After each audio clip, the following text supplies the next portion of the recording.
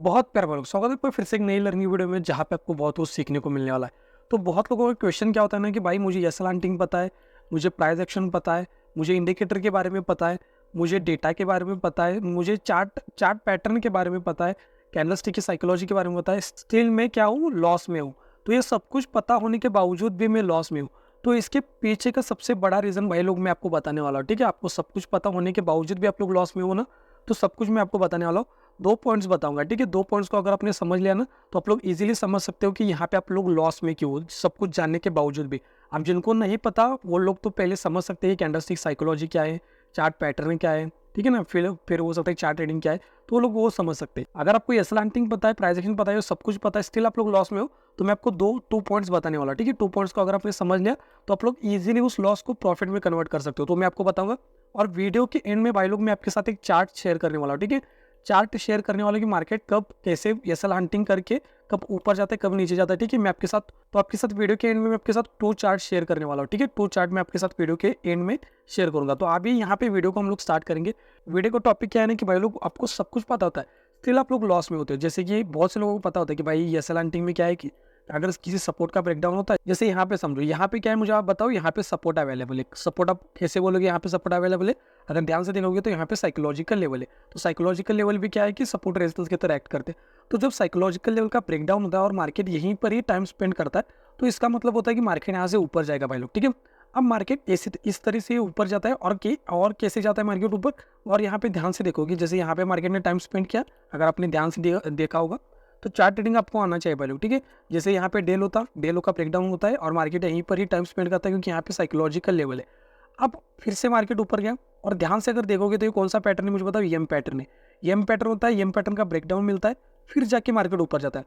फिर से अगर ध्यान से देखोगे तो यहाँ पे फिर से मार्केट ने एम पैटर्न बना दिया, उस नेकलाइन का यहाँ पे ब्रेकडाउन मिलता है, और फिर जाके फिर मार्केट ऊपर जाता है। तो मार्केट हमेशा, ध्यान से सुनो मेरे पॉइंट को, अगर मार्केट को ऊपर जाना ना भाई लोग, तो मार्केट क्या करेगा, एक तो बायर्स को निकाल के जाता है, या फिर सेलर्स की एसएल क्रिएट करके जाएगा। जैसे यहाँ पे क्या किया मार्केट ने, डेलो का डे, यहाँ पे डेल होता, ठीक है, पहले डेल होता, प्लस यहाँ पे सपोर्ट था। तो सपोर्ट का जब ब्रेकडाउन होता है साइकोलॉजिकल लेवल का, तो यहाँ पे सेलर्स ही काम करेंगे। तो सेलर्स काम करेंगे तो ऊपर एसएल अवेलेबल होंगे। तो मार्केट क्या कर रहा है, सेलर्स को निकाल के फिर ऊपर जा रहा है। फिर मार्केट यहाँ पे बायर्स को इन्वर्ट कर रहा है, फिर यहाँ पे ब्रेकडाउन देने के बाद सेलर्स आ गए, तो फिर मार्केट ने सेलर्स को निकाल दिया, फिर एम पैटर्न बना दिया, फिर से यहाँ पे सेलर्स को ट्रैप किया, फिर मार्केट ऊपर चला गया। तो इस तरीके से मार्केट ट्रैवल करता है। तो ये आपको ये समझना पड़ेगा। ठीक है, अब आते हैं पॉइंट के ऊपर। फर्स्ट पॉइंट को समझो, आपको लॉस क्यों होता है ना भाई लोग, आपको मनी मैनेजमेंट प्लस आपको रिस्क मैनेजमेंट को समझना पड़ेगा। आप दोनों को ध्यान से समझो। मनी मैनेजमेंट क्या है, जैसे मान लेते हैं कि आपके पास 1 लाख रुपीज़ है। ठीक है, 1 लाख रुपीज़ है। अब 1 लाख रुपीज़ को आपको कैसे यहाँ पे डिवाइड करना होता है, इसको आप बहुत से लोगों ने आपने सुना भी होगा कि इसके 4 पार्ट्स में डिवाइड करो, कोई कहता है 5 पार्ट्स में डिवाइड कर दो। मैं क्या कह रहा हूँ आपको, जो भी आपका कैपिटल है उसका 10% आपको यूज़ करना है ट्रेडिंग में। ठीक है, 10% क्या करना है, यूज़ करना है ट्रेडिंग में। हो सकता है वो ऑप्शन ट्रेडिंग हो, या फिर हो सकता है वो इंट्राडे ट्रेडिंग हो, आपके ऊपर डिपेंड है। अगर आप लोग ऑप्शन, ज़्यादातर लोग ऑप्शन ट्रेडिंग ही करते, तो अगर आप ऑप्शन ट्रेडिंग कर रहे हो, तो ऑप्शन ट्रेडिंग में आपका कैपिटल कितना आएगा, 10,000 ओनली। और अगर 10,000 का कैपिटल आता है तो कितने लॉट्स आएंगे मैक्सिमम, 1 लॉट। अगर प्रीमियम, मतलब प्रीमियम बहुत कम है तो 2 लॉट्स भी ले सकते हो। ठीक है, तो 1 लॉट कंसिडर करेंगे हम लोग, 1 लॉट। अब मान लेते हैं कि यहाँ पे लॉस अगर होता है तो बहुत कम होगा। जैसे यहाँ पे मनी मैनेजमेंट का पहला रूल क्या है कि आपके कैपिटल का 10% का यूज़ करो। ठीक है, अब रिस्क मैनेजमेंट समझो। रिस्क मैनेजमेंट क्या है कि जब आप लोग 10,000 से ट्रेड करोगे 1 लॉट पे, तो वहाँ पे आप लोग कितने पॉइंट्स का एसएल लोगे। जैसे मैं क्या करता हूँ, 60 पॉइंट्स का एसएल लेता हूँ। ठीक है ना, कौन से चार्ट पे, स्पॉट चार्ट पे सॉरी। तो अगर स्पॉट चार्ट पे यहाँ पे 60 पॉइंट्स का एसएल है, तो प्रीमियम के प्राइस में अराउंड 30 के आसपास में होता है। वो मोमेंटम के ऊपर भी डिपेंड करता है, लेकिन 30 पॉइंट्स के आसपास में भी होता है। तो आपको समझना है कि प्रीमियम चार्ट के अकॉर्डिंग आपको कितने पॉइंट्स का एसएल लेना है। आपको बस क्या करना है, यहाँ पे लॉस को यहाँ पे समझना है। ठीक है, लॉस।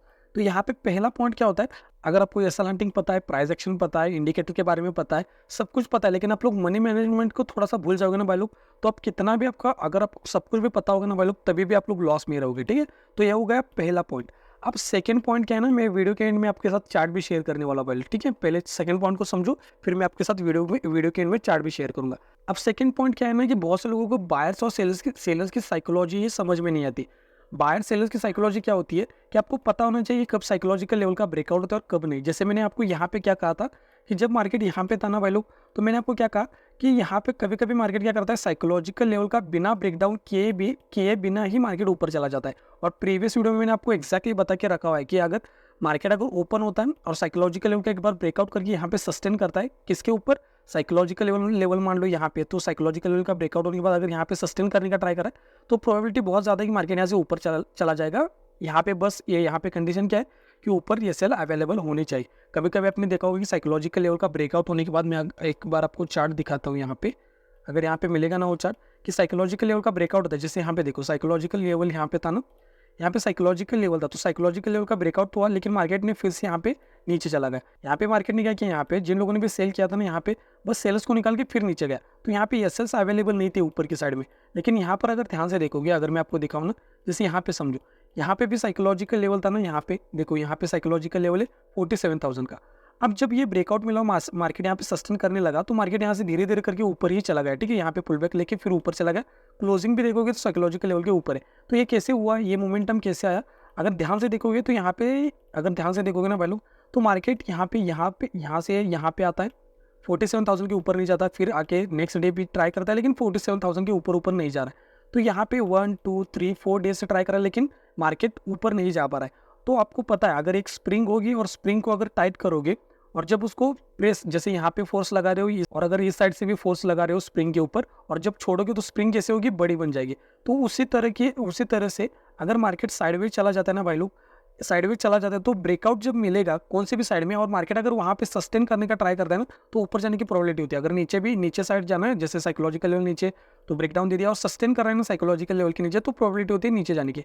यहाँ पे समझने वाली क्या बात होती है, जब अगर यहाँ पे वैसे रेंज में ऐसे कंसोलिडेशन कर रहा है, तो बॉक्स स्ट्रेटजी के अकॉर्डिंग, बॉक्स स्ट्रेटजी के ऊपर ऑलरेडी वीडियो, ठीक है, डिस्क्रिप्शन में डाल दूंगा मैं। तो बॉक्स स्ट्रेटजी के अकॉर्डिंग क्या है कि जब ब्रेकआउट मिलता है, बस यहाँ पे आपको क्या ऐड करना है, एसएल हंटिंग का पार्ट। एसएल हंटिंग का क्या पार्ट है, ठीक है, 2 पॉइंट्स को हमेशा याद रखो। पहला पॉइंट क्या है कि मार्केट जो ब्रेकआउट देगा तो साइकोलॉजिकल लेवल के ऊपर सस्टेन करना चाहिए, और दूसरा एसएल अवेलेबल होनी चाहिए, ठीक है।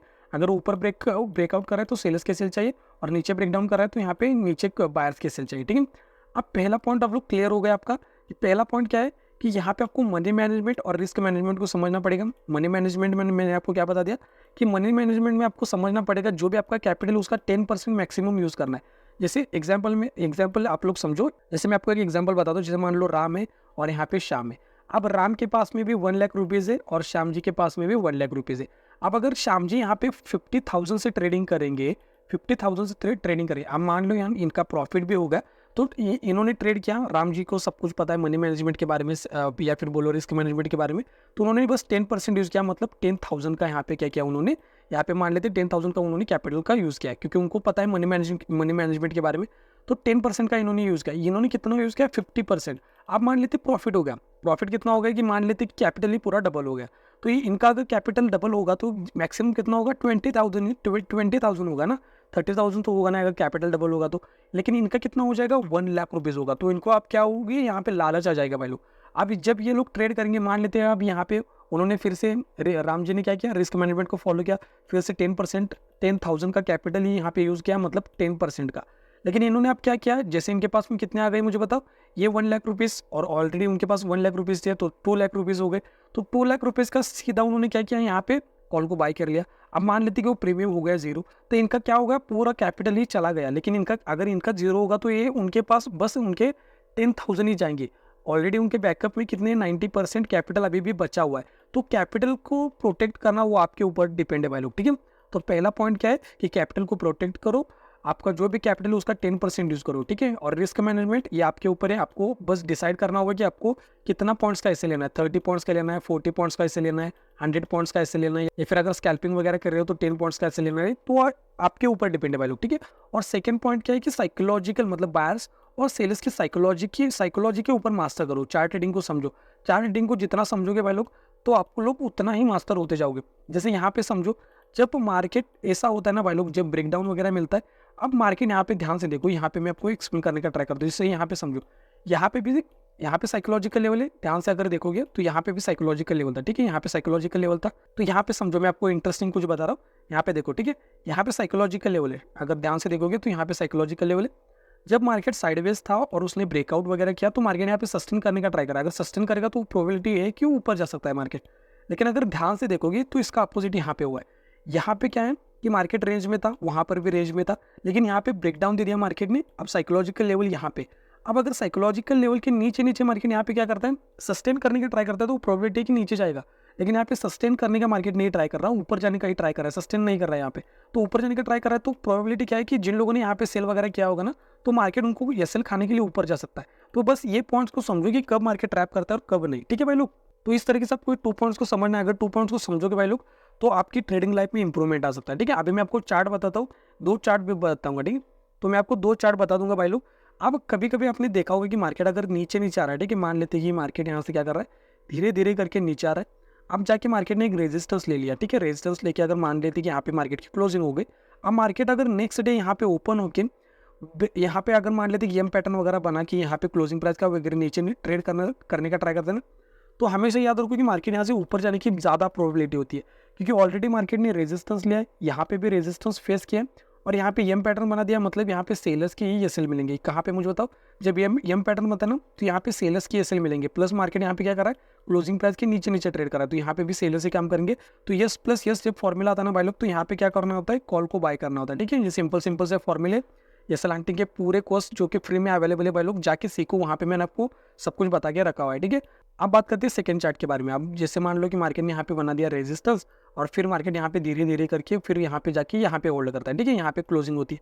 अब नेक्स्ट डे अगर मार्केट यहाँ पे आके सपोर्ट लेके ऊपर जा रहा है, तो प्रोबेबिलिटी ज़्यादा होती है। अगर मार्केट यहाँ पे होल्ड करने का ट्राई कर रहा है, तो नीचे जाने की प्रोबेबिलिटी होती है, क्योंकि मार्केट क्या करता है, ये वाले जो बायर्स होते हैं ना, उनके ऐसे हिट करने के लिए मार्केट नीचे आता है भाई लोग। तो मैंने ये 2 चार्ट्स आपको बता दिए भाई लोग। ठीक है, और ज़्यादा अगर आपको चार्ट चाहिए तो आप लोग मुझे इंस्टाग्राम पे मैसेज करो, वहाँ पे मैं आपको वो फोटो सेंड कर दूंगा भाई लोग। ठीक है, तो आज की वीडियो में हमने क्या क्या सीखा। पहले तो अगर आपको लॉस को आपको प्रॉफिट में कन्वर्ट करना है, तो मैंने आपको 2 पॉइंट्स बता दिए। पहले तो मनी मैनेजमेंट और रिस्क मैनेजमेंट। ठीक है, और दूसरा मैंने आपको क्या कहा कि बायर और सेलर्स की साइकोलॉजी को समझना है। उसके बाद मैंने आपको प्रॉमिस किया था कि मैं वीडियो के एंड में आपके साथ 2 चार्ट शेयर करूंगा, तो मैंने आपको 2 चार्ट्स बता दिया। अगर आपको ज़्यादा चाहिए तो आप लोग मुझे क्या करो, इंस्टाग्राम पे मैसेज करो। इंस्टाग्राम की जो आईडी है ना भाई लोग, वो डिस्क्रिप्शन में, तो जाके वहाँ पे मैसेज करो, मैं आपको वो फोटो सेंड कर दूंगा भाई लोग। और अगर आपको बायर सेलर की साइकोलॉजी के बारे में और इन डिटेल में सीखना है ना भाई लोग, तो जाके वीडियोज़ देखो, यहाँ पे अवेलेबल है, जाके वीडियोस देखो भाई लोग, यहाँ पे आपको बहुत कुछ सीखने को मिलेगा। ठीक है, आप ज़्यादा वीडियोस नहीं देखते हो, ज़्यादा वीडियोस नहीं देखोगे तो आपको लर्निंग नहीं हो पाएगी। और यहाँ पे प्लेलिस्ट है, यहाँ पे भी क्लिक करोगे तो एसएल हंटिंग के फ्री कोर्सेज अवेलेबल है भाई लोग। ठीक है, एसएल हंटिंग का फ्री कोर्स यहाँ पे अवेलेबल है, जाके देखो। स्टॉप लॉस हंटिंग की सीरीज है, फ्री में अवेलेबल है, जाके ये कोर्स कंप्लीट करो। आप लोग इजीली समझ सकते हो बायर और सेलर्स की साइकोलॉजी के बारे में। और अगर आपको थोड़ा सा और एडवांस सीखना है, तो यहाँ पे जाके ये वीडियोस देखो। यहाँ पे आपको ये मतलब लाइव मार्केट में मैं कैसे ट्रेड करता हूँ वो भी आपको समझ में आएगा, कि कब लाइव में मार्केट बायर्स और सेलर्स को कैसे ट्रैप करता है। माइंडसेट आपको सीखने को मिलेगा ये वाली वीडियोस में। तो ये अगर वीडियोस देखोगे भाई लोग, तो आप लोग आपकी ट्रेडिंग लाइफ में भी बहुत इंप्रूवमेंट आ सकता है। ठीक है, फिर मिलते हैं नेक्स्ट वीडियो में। तब तक के लिए आप लोग ये लेफ्ट वाले के ऊपर क्लिक करके एसएल हंटिंग का पूरा कोर्स कंप्लीट कर सकते हो, या फिर राइट वाले वीडियो के ऊपर क्लिक करके अपनी लर्निंग को बढ़ा सकते हो। तो यहाँ तक वीडियो देखने के लिए भाई लोग थैंक यू सो मच, बहुत प्यार आपको, थैंक यू सो मच।